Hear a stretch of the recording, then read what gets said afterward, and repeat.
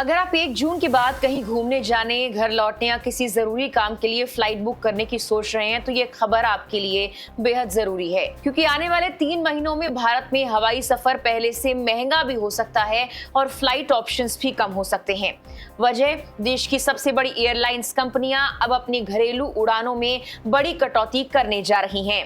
Reports के मुताबिक 1 जून से एयर इंडिया और इंडिगो समेत कई बड़ी एयरलाइंस घरेलू उड़ानों की संख्या कम करेंगी।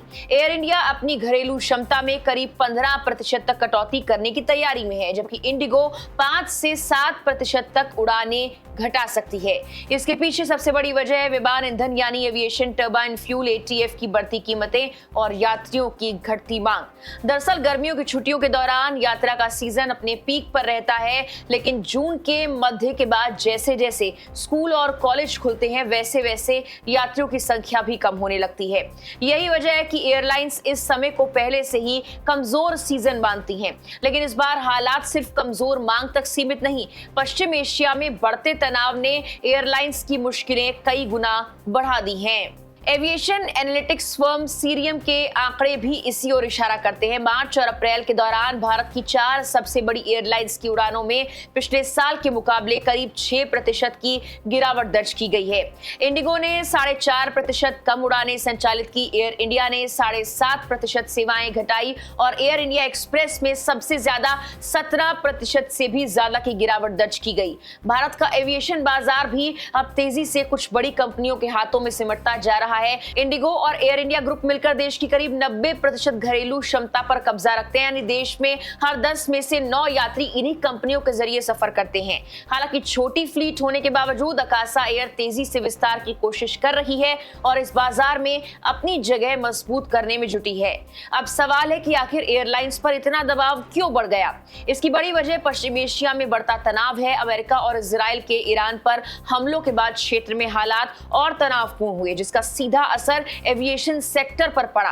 भारतीय एयरलाइंस को ईरानी एयर स्पेस से बचते हुए लंबा रास्ता लेना पड़ रहा है। इसके अलावा पाकिस्तानी एयर स्पेस पर मौजूद प्रतिबंधों ने भी ऑपरेशंस को महंगा बना दिया है। इसका सीधा असर विमान ईंधन की कीमतों पर पड़ा है। रिपोर्ट्स के मुताबिक घरेलू उड़ानों के लिए ATF की कीमतों में करीब 25% और अंतर्राष्ट्रीय उड़ानों के लिए लगभग 100% तक बढ़ोतरी हुई है।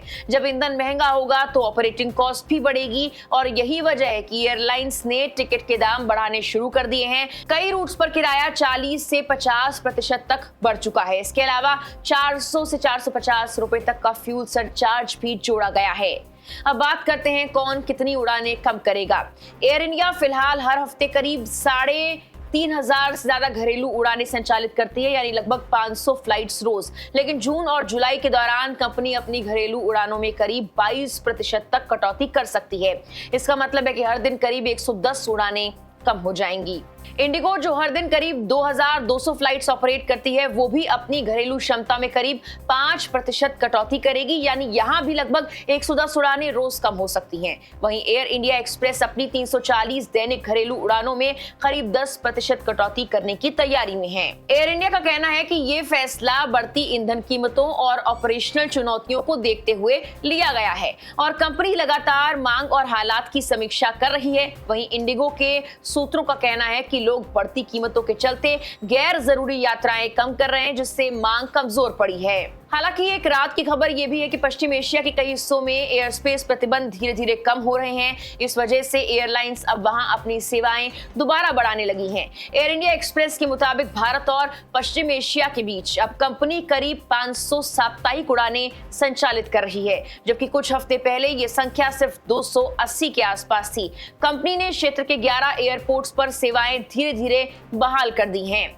कुल मिलाकर अगर आप अगले कुछ महीनों में फ्लाइट से यात्रा करने वाले हैं तो जल्दी बुकिंग करना आपके लिए कुछ फायदेमंद हो सकता है, क्योंकि कम होती उड़ानें, महंगा ईंधन और बढ़ती टिकट कीमतें आने वाले वक्त में हवाई सफर को और महंगा बना सकती हैं। फिलहाल के लिए इस वीडियो में इतना ही।